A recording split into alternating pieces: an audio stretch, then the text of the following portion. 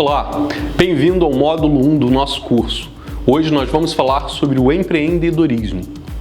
Falar sobre empreendedorismo é sempre uma questão um tanto quanto delicada em nossa sociedade, porque depende do lugar de onde você esteja falando sobre essa palavra, que não é só uma palavra, é também um conceito. Por exemplo, nas ciências sociais, sociologia, história, antropologia, ciências sociais como um todo, quando a gente fala sobre empreendedorismo, a gente está falando sobre as transformações contemporâneas do mundo do trabalho e na precarização das relações de trabalho. Então essa palavra é muito usada, ou esse conceito é muito empregado, para se definir ou se falar sobre essas transformações que fizeram com que os postos de trabalho sumissem, desaparecessem. Você tem aí um desenvolvimento tecnológico, você tem uma inovação que faz com que os trabalhos sejam levados às residências, com esse trabalho remoto, por exemplo, ou com um trabalho virtual, e tem de outro lado a internet das coisas, a inteligência artificial, que também extinguiu muitos postos de trabalho. Nesse cenário, as pessoas tiveram que se reinventar e buscar outras atividades, e você tem, nesse cenário de precarização das relações trabalhistas, o uso da palavra empreendedorismo para se referir às pessoas que estão trabalhando informalmente, trabalhando como motorista de aplicativo, fazendo atividades que outrora eram impensáveis para essas pessoas porque elas tinham um trabalho regular, formal. Então pensar empreendedorismo dentro dessas ciências é pensar numa implicação política, social, econômica das transformações sociais no mundo do trabalho em nossa sociedade. Agora, se a gente fala sobre o empreendedorismo no âmbito das ciências sociais aplicadas, mais especificamente na administração, a gente está falando sobre uma nova forma de agir no mercado de trabalho. A gente está falando sobre inovação no mundo do trabalho. E essa palavra tem a ver com a criação de novos negócios formalizados. Então, o primeiro passo que a gente tem de usar para distinguir de onde a gente está falando sobre o empreendedorismo é que o trabalhador informal, por mais criativo, por mais que a ideia dele seja boa, se esse trabalho não for formalizado, não estiver constituído perante o poder público, regularizado, não é entendido no âmbito da administração como uma atividade empreendedora. Ficou claro? Então, trabalhador informal e empreendedorismo não são a mesma coisa. Um trabalhador informal pode ser altamente criativo e não ser empreendedor. O empreendedor tem de ser muito criativo para inovar em um dado segmento social, em um dado segmento de comércio, de serviços, mas ele tem de estar formalizado para ser considerado uma atividade empreendedora. Ficou clara essa diferença? Bom, no Brasil a gente tem o Instituto Brasileiro de Produtividade e Qualidade, juntamente com o Sebrae, que monitoram os dados do empreendedorismo no cenário brasileiro. Esses dados monitorados por esses dois institutos são compartilhados com o GEM, que é um organismo internacional que monitora a atividade empreendedora ao redor do mundo, em diferentes países. Os estudos ao longo do tempo, em diferentes sociedades, deixaram claro que o que leva as pessoas a empreender em dadas sociedades tem a ver com características dessas localidades, dessas sociedades. Então, o mesmo motivo que faz com que as pessoas empreendam em Angola, em Gana e no Brasil, podem não ser os mesmos motivos que levam as pessoas a empreender na Bolívia, no Equador, na Venezuela. Ou seja, cada povo, cada sociedade, cada cultura, com seus costumes, com os seus hábitos, com o seu grau de industrialização, com o seu parque industrial existente, com a sua fase no capitalismo, motiva os seus nacionais a empreenderem por motivos diversos.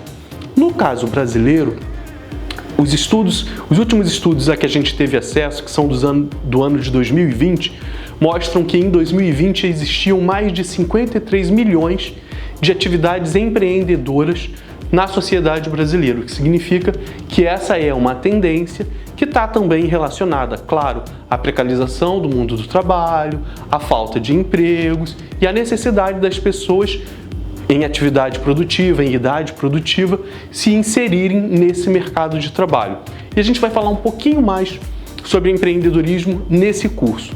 Mas antes de entender muito pormenorizadamente o que é o empreendedorismo, que a gente já aqui pincelou, tem uma pré-condição ao nascimento do empreendedorismo.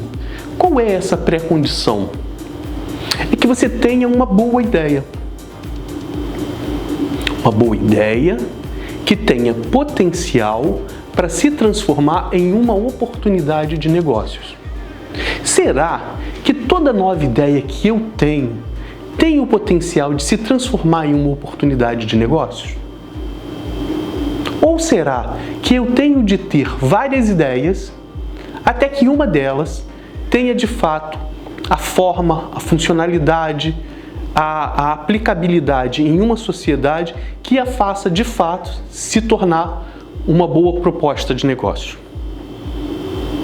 Por exemplo, você gosta de pizza? Eu amo, né? Você imagina, durante quanto tempo a gente comeu pizza nas nossas casas? Com o motoboy entregando todo final do dia, e aí chegava lá o motoboy com aquela pizza quentinha, derretendo, com a parte de cima da caixa encaixando ali, tocando no queijo. Quando você abria, tirava a tampa da embalagem, o queijo estava grudado na caixa, na parte de cima. Isso durante anos foi assim. Até que um dia, alguém, inconformado com isso, disse: mas será mesmo que tem que toda pizza, ao ser servida, encostar a tampa no queijo derretido? Ou eu posso criar alguma coisa, eu posso inventar alguma coisa que impeça esse contato? Essa pessoa, indignada com essa qualidade em que as pizzas eram servidas, criou aquele tripézinho que hoje em dia todos nós conhecemos. Peça uma pizza na sua casa e hoje para tirar a prova de que ele existe, e você vai ver que vai chegar um tripézinho impedindo que a tampa toque a pizza e encoste no queijo. Veja, isso é uma ideia criativa com potencial de mercado e de abertura de um novo negócio. É uma ideia simples. Todos nós não comemos pizza? Todos nós não temos essa experiência aos finais de semana? Todos nós não passávamos por essa experiência de contemplar o queijo encostando na tampa? E por que é que nenhum de nós nunca teve essa ideia de criar algo que impedisse que isso acontecesse? Então, o empreendedor, esse que é o titular do empreendedorismo que nós estamos falando no âmbito da administração, é esse sujeito que ele tem um olhar para o cotidiano em que ele não se deixa rotinizar. Ele olha para os serviços, ele olha para as práticas de consumo, ele olha para a sua rotina estranhando, tentando responder a si mesmo: por que é que eu faço isso dessa forma? Será que todos os produtos que eu consumo, será que todas as experiências que eu tenho de serviço me agradam? Se não agradam, eu posso melhorá-las? O que tem de ser feito para melhorar essa experiência? Por meio dessas indagações, desse questionamento das práticas cotidianas, o empreendedor vai transformando a realidade ao seu redor. Ele vai inovando, ele vai criando negócios que vão modificar a forma como a gente consome produtos e serviços. Isso é, grosso modo, empreendedorismo. É você transformar a forma como a gente consome um dado produto ou serviço. Todos nós podemos ter uma ideia que seja criativa e que tenha potencial de se transformar em um bom negócio, em uma oportunidade de negócio? Todos nós podemos. Mas todos nós faremos isso? Não. Porque a maioria de nós está rotinizada. Porque a maioria de nós está habituada. A gente acorda, a gente repete os mesmos movimentos até fazer as higienes, tomar o café, vestir a roupa, seguir para o trabalho, não raro pegando a mesma condução, conversando com as mesmas pessoas, almoçando no lugar de sempre. Ou seja, nossa vida é um ritual de rotinas repetitivas diariamente. Nesse espaço de rotinização, a nossa mente se apequena. Porque a gente conversa com as mesmas pessoas, dos mesmos grupos sociais, das mesmas comunidades, nossa igreja, nosso grupo de esporte, nossos colegas de profissão, as pessoas do clube que frequentamos, sempre as mesmas. Quando a gente pertence a mundos que são bolhas, que não se oxigenam porque não tem o contato com o diferente, com o outro, a nossa mente começa a achar que é assim mesmo, que todas as coisas são assim, que aquilo é uma repetição, que é certo e é certa que seja assim. E aí a gente não tem ou não deixa espaço à criatividade, para ser questionador, para olhar o mundo de uma forma diferente. E onde é que está então a possibilidade da gente criar um novo negócio? Ela está cada vez mais diminuta, cada vez mais impossível de aparecer. Mas eu posso transformar isso? Eu posso fazer com que o meu dia a dia seja mais criativo, que o meu olhar seja mais descortinador, que eu seja mais criativo e tenha elementos que oxigenem as minhas ideias? Tenho. Existem várias fontes de ideias. A gente tem fontes de novos negócios em negócios antigos que ruíram. A gente tem fontes de novos negócios em estudos acadêmicos. A gente tem fontes de novos negócios em experiências pessoais, em trajetórias de vida. Os novos negócios estão todos aí. Veja, olha só que curioso. Imaginem vocês que um grupo de pessoas estava jogando bola. Um altinho, você com seus amigos. E aí, de repente, você joga uma bola que bate na água e sai correndo fazendo uma lista. Qualquer um poderia usar para essa lista e dizer assim: pega a bola lá, molhou. A maioria de nós faria isso. Alguém olhou para essa lista que a bola deixou no chão e disse: quer dizer que se eu molhar a bola na água e passar ela numa superfície, ela marca. E daí criou a caneta esferográfica. O princípio da caneta esferográfica, que é aquela bolinha no final lá onde tem a tinta, que faz com que você possa escrever no caderno.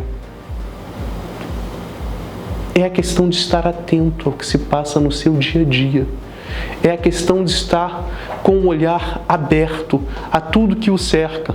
E foi assim que a gente teve uma senhora de São Paulo, uma inventora de São Paulo, que era dentista e que fazia alimentos para os seus filhos todos os dias, e que todos os dias, ao fazer os alimentos, na hora que ia lavar lá o arroz na bacia, deixava cair uma boa parte do arroz na pia. E um dia, não aguentando mais essa experiência cotidiana, ela pede para o seu marido: amor, vai lá, pega uma lata dessas aí, fura, traz aqui para mim, que aí eu vou passar a lavar o arroz nessa lata furada. E dali saiu o protótipo para inventar o escorredor de macarrão, o escorredor de arroz que todos nós temos na nossa residência. Uma ideia originária que transformou a forma como todos nós lavávamos o arroz, o macarrão, enfim, os alimentos em casa, e criou um ótimo negócio, mostrou-se uma ótima oportunidade de negócio. Então todos nós, eu poderia ficar contando uma série de casos, mas não é o momento, a gente também não pode se alargar tanto no tempo, mas o que eu estou querendo dizer para vocês desses 3 casos que trouxe aqui nessa narrativa é que as boas ideias recheadas de criatividade, nascem de experiências do cotidiano, do dia a dia, de coisas simples das nossas vivências. Mas só quem pega essas boas ideias e transforma essas boas ideias em negócios são as pessoas que são visionárias. Todo empreendedor é um sujeito visionário. Mas o que vem a ser um sujeito visionário? Segundo Jacques Villon, em sua obra de 1993, o pensamento estratégico ou pensamento visionário é constituído de 3 fases. Você tem uma ideia, no primeiro momento, você está pensando em abrir um negócio. Essa primeira ideia que aparece para você, ele chamaria de pensamento emergente. É a ideia aparecendo para você sem estar acabada, ainda com traços de um negócio que pode vir ou não a se concretizar. É a fase das ideias e dos sonhos. Há uma distância entre esse momento dessas ideias iniciais, cruas, que não foram testadas, que não foram refinadas, e a realização de um novo negócio. Mas aí você começa a trabalhar em cima dessas ideias e aquilo passa para uma segunda fase, que seria a fase das ideias centrais. Ali você já tem efetivamente a consolidação de um novo negócio, você já tem ali a construção de algo que pode se transformar em um negócio. Só que às vezes você está desenvolvendo um negócio que é a sua ideia central e percebe que outras oportunidades de negócio surgem daquele negócio central. Pensem, por exemplo, na ideia do aplicativo de transportes que foi criado para que você pudesse chamar um veículo para te transportar. Antigamente só tínhamos o táxi. Aí veio uma nova forma de você usar o aplicativo de transporte, que era você poder solicitar um motorista que via localizador, geolocalizador do seu smartphone, verificaria quem está mais próximo de você para te atender e te levaria mais rápido ao seu destino. Então essa ideia inicial desse aplicativo, daqui a pouco verificou que existia uma outra demanda no mercado, que era o transporte de mercadorias, de pessoas que não queriam usar o transporte em si de passageiros para se deslocarem de um local ao outro, mas gostariam de enviar alguma coisa para a mãe, para a tia, para o trabalho. Ou seja, na ideia central do negócio, que era o transporte de passageiros, essa era uma hipótese que não aparecia. Então esse pensamento visionário, esse pensamento estratégico, ele é, ao mesmo tempo que um local que te traz oportunidades de desenvolver um novo negócio, mas é um local também de solidão. Porque veja, quando você está pensando à frente do seu tempo, sobre demandas, sobre necessidades, sobre serviços que as pessoas gostariam de ver satisfeitos as suas necessidades ou satisfeitas as suas necessidades, você não está pensando junto com todo mundo. Lembra do episódio em que eu contei para vocês do caso da pizza, que eu falei do escorredor de arroz, que eu falei do surgimento da caneta esferográfica? Essas pessoas que tiveram essas ideias, elas não estavam pensando com todo mundo ou igual a todo mundo, porque se estivessem pensando como todos, não teriam tido esse insight de criatividade. Então, a criatividade, o exercício da criatividade, ele é um lugar de solidão mesmo, assim. Às vezes você conta para alguém a ideia que você teve, você fala para sua esposa, para os seus pais, para os seus colegas, e as pessoas podem rir de você e falar assim: quem é que vai querer esse tipo de produto ou serviço? E aí é por isso que o empreendedor de sucesso, ele tem que acreditar naquilo que ele faz, ele tem que desenvolver essa ideia emergente para transformá-la em uma ideia central, e ele tem que buscar informações que possam assegurar que aquela não é apenas uma fixação dele, não é algo que ele está querendo por pura vaidade, mas que tem real possibilidade de ser aplicado no mundo dos negócios. Então, assim, a gente tem de buscar essas ideias na literatura ou na experiência pessoal, testar essas ideias e implementá-las no mercado de uma forma geral. Mas a gente implementa essas ideias sem correr riscos, sem botar o nosso capital, sem arriscar a nossa segurança financeira. A gente elabora um plano de negócios, apresentando os potenciais, a clientela, o mercado, o público-alvo, o preço estimado, enfim, existe todo um formato de apresentação dessa nova ideia a um investidor anjo que pode verificar o potencial real do seu negócio e decidir investir e entrar contigo e transformar a sua ideia de fato em um novo negócio. Mas para a gente aqui hoje o que interessa é dizer o seguinte: então, ter uma nova ideia, que é o pré-requisito para a atividade empreendedora, requer de nós que a gente esteja preparado para pensar sobre o nosso cotidiano, pensar sobre o nosso dia a dia, olhar as coisas que a gente faz, o nosso entorno, as nossas vivências, as nossas experiências de consumo de uma forma crítica, verificar aquilo que não atende aos nossos desejos na experiência de consumidor, verificar como a gente pode transformar essa experiência em algo melhor e daí em diante fomentar demais as nossas ideias até o momento em que a gente de fato tenha uma ideia que nos apareça com a característica de uma ideia emergente nesse processo estratégico, nesse pensamento visionário, mas que a gente vá trabalhando em cima dela até que ela se transforme em uma ideia central e que vai estruturar o nosso negócio. Então, fazendo isso, a gente consegue, de fato, ter o pré-requisito do empreendedorismo. Qual é o pré-requisito do empreendedorismo? Uma boa ideia com potencial para virar uma oportunidade de negócio. Ah, professor, mas eu não sou criativo. Criatividade é um talento, é uma habilidade, é uma competência que todos nós podemos desenvolver.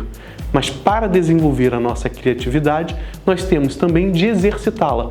Quando a gente quer ganhar massa muscular, a gente não vai para a academia fazer lá exercícios para ganhar massa, ganhar tônus muscular e esculpir o corpo que a gente gostaria de ter. O mesmo vale para a nossa mente, né? Se eu preciso trabalhar as minhas ideias, se eu quero ser mais criativo, se eu quero pensar de uma forma diferente, eu tenho de começar a usar literatura, frequentar lugares, ir a ambientes em que as pessoas sejam criativas, críticas, questionadoras, frequentar locais diferentes, ouvir pessoas diferenciadas, lidar com as minhas alteridades, ou seja, pessoas que são muito diferentes de mim.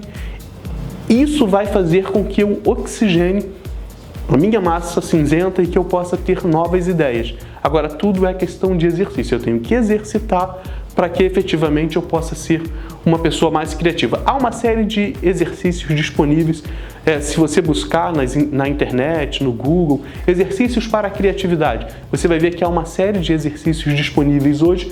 É uma questão de você sentar e se exercitar também para o desenvolvimento da sua criatividade. Sobre todos esses assuntos que eu falei com vocês até agora, há mais conteúdo nas nossas apostilas. Cada um desses conteúdos tem um capítulo específico e um deles, o 4º capítulo, é sobre criatividade, como fazer para desenvolver. Dê uma leitura nesse material.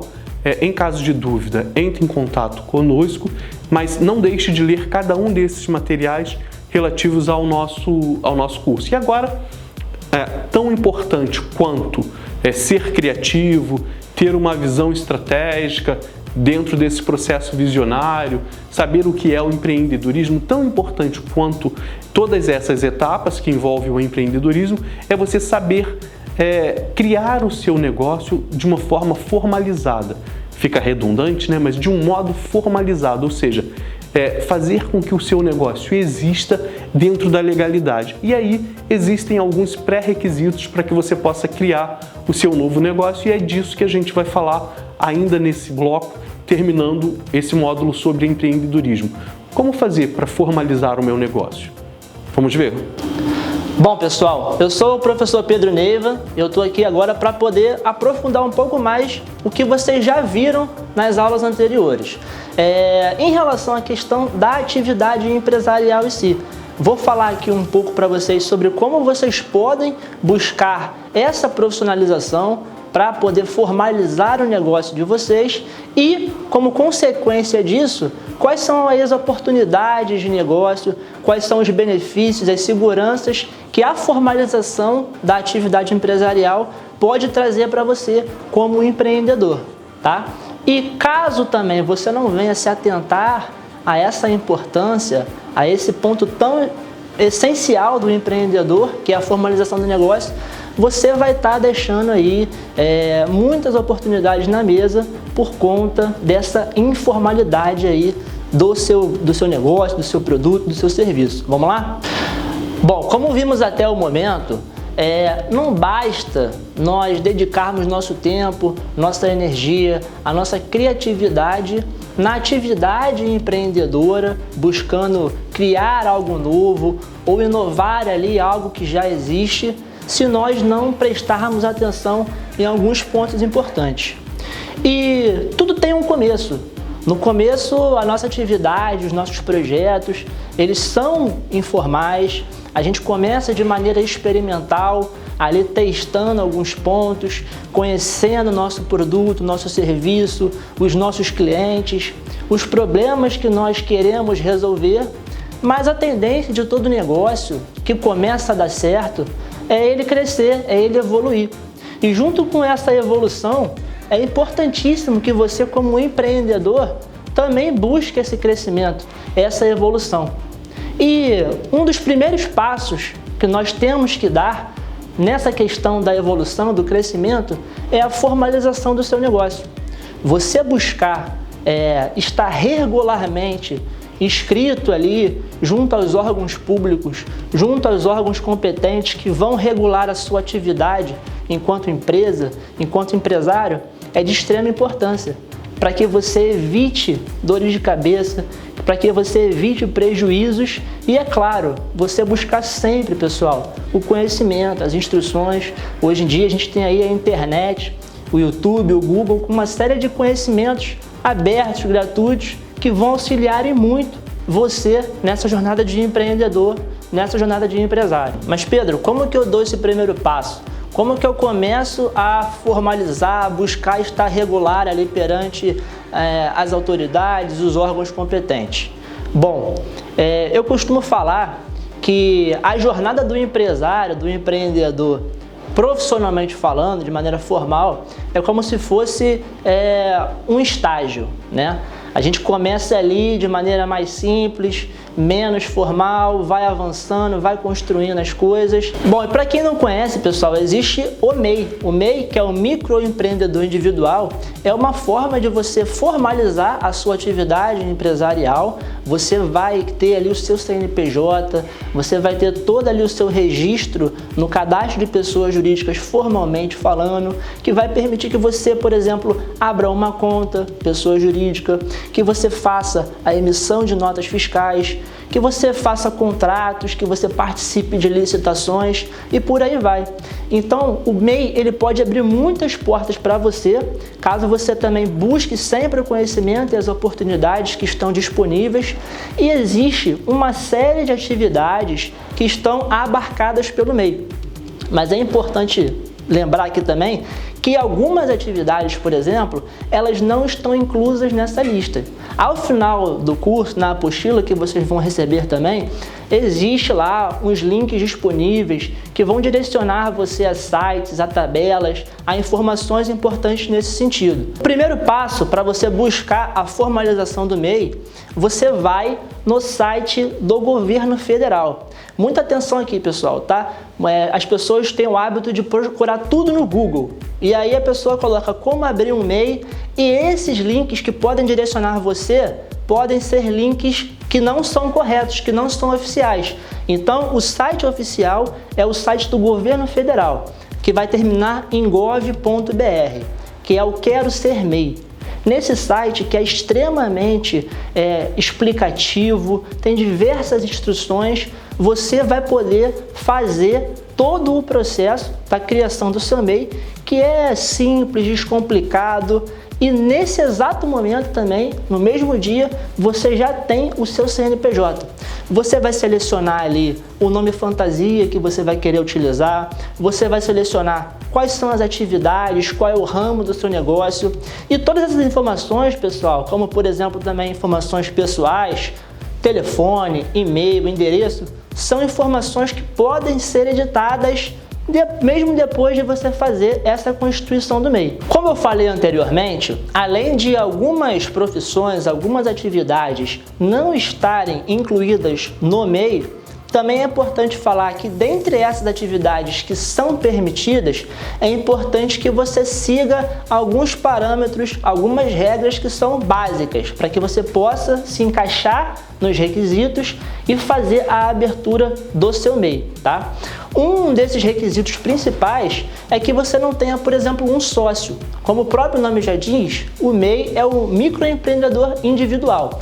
Então você sozinho vai buscar lá junto à plataforma do governo federal fazer essa inscrição, mas essa sua empresa, esse seu CNPJ pode ser somente seu. Você não pode ter um sócio.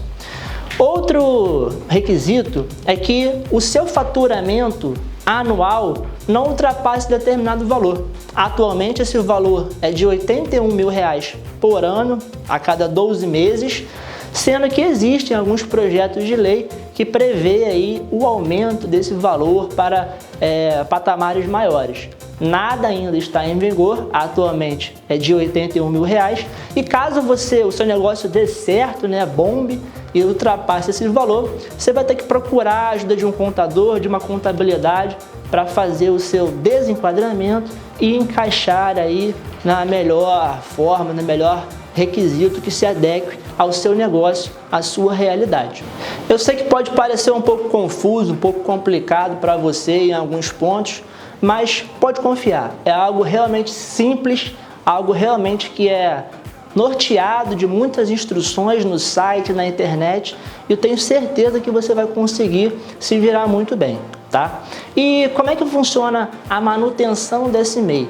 Bom, diferente das empresas tradicionais, o MEI não é necessário que você contrate uma contabilidade, um contador, ou seja, não é necessário que você tenha esse gasto, esse investimento a mais no começo do seu negócio. Você mesmo pode fazer a manutenção dessa atividade empresária que você começou a exercer. Mês a mês, você tem que gerar uma guia, que a gente chama de DAS, e essa guia já contempla ali todos os valores, todos os encargos, impostos, para que o seu negócio fique devidamente regular perante os órgãos públicos e a Receita Federal. Esse documento, que é a guia de imposto que você vai pagar mês a mês, a DAS, ele vai ter um valor aproximado de 5 a 6% do salário mínimo. Atualmente, algo em torno de 60 e poucos, R$70. E é isso que vai permitir, pessoal, que você, inicialmente, nos seus primeiros passos como empresário, formalmente falando, possibilite que o seu negócio fique de maneira formal, que você tenha acesso a oportunidades, que você possa exercer ali o seu negócio realmente com profissionalismo, que é algo tão importante e tão valorizado pelas empresas, por editais, por licitações, que vão dar essa oportunidade, mais essa porta de entrada para que você cresça o seu negócio, para que você fique exposto às oportunidades e realize aí os seus sonhos, os seus desejos, as suas metas enquanto empresário, enquanto empreendedor. Ao final dessa apostila, tem algumas perguntas frequentes que a gente colocou lá de maneira simples, explicando para você, para que sejam esclarecidas essas dúvidas. Mas eu vou trazer aqui duas principais, que são mais recorrentes, para que fique bem claro para você.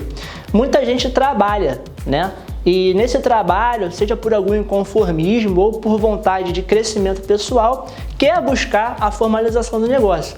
E a dúvida é: Pedro, eu sendo funcionário, eu tendo carteira assinada, eu posso ser MEI? E a resposta é que sim, tá, pessoal? Sem problema nenhum. E uma outra questão também é em relação a eventuais benefícios, como aposentadoria. Caso você sofra um acidente, você vai ter direito a um benefício previdenciário, porque você vai ter a sua atividade empresarial formalizada, que é feita através da inscrição do MEI e através do recolhimento dessa guia única, desses impostos que são feitos mês a mês. Então, pessoal, espero que tenha ficado claro para vocês. A gente tem aqui os links disponíveis para contato e se ficar alguma dúvida, me siga lá nas redes sociais, @pedroneiva.adv, que terei o maior prazer em esclarecer aí a sua dúvida e ajudar nessa sua jornada de empreendedor, tá bom? Um forte abraço e até a próxima. E agora chegamos então ao fim do primeiro módulo do nosso curso de extensão virtual Empreendedorismo e Propriedade Intelectual. Hoje conversamos sobre o empreendedorismo. Vimos aqui que a atividade empreendedora é uma palavra polissêmica, tendo olhares e reflexões no âmbito das ciências sociais, sociologia, antropologia, história, de uma dada perspectiva, e no âmbito da administração de um outro olhar, mas que, grosso modo, elas ambas estão falando das transformações no mundo do trabalho e dessas novas atividades que são exercidas quase sempre por trabalhadores que não têm mais acesso a empregos formais ou que desejam ser seus próprios patrões, ter seus próprios negócios e que precisam buscar um lugar no mundo do trabalho.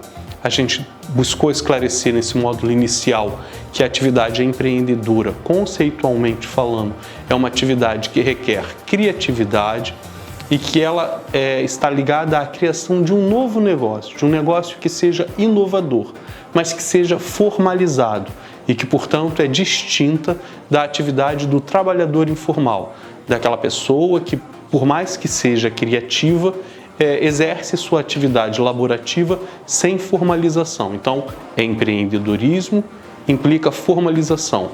Falamos do processo visionário, da forma de criação, da forma de transformação de ideias em oportunidades de negócio e falamos sobre o desenvolvimento da criatividade. Por fim, encerramos esse módulo falando sobre os caminhos que a gente pode percorrer para registrar, para legalizar, para formalizar o nosso negócio, com a excelente participação do Pedro Neiva. Agora que já entendemos um pouquinho sobre a atividade empreendedora, vamos para o nosso segundo módulo do curso, onde vamos abordar a questão da propriedade intelectual. Vamos conosco?